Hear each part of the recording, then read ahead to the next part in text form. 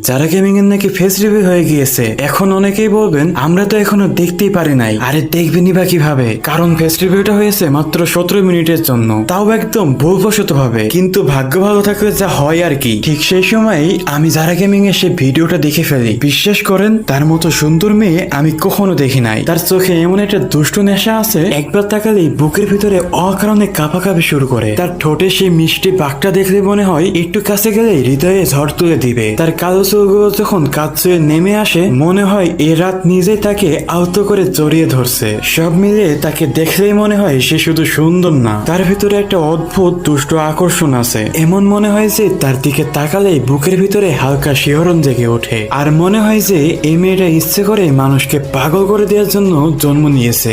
আপনারাও কি যারা পরে অপরূপ সৌন্দর্য এক নজর দেখতে চান, তাহলে দ্রুত 10K লাইক কমপ্লিট করে দিন। পরের ভিডিওতে আমি পুরো ভিডিওটা শেয়ার করব।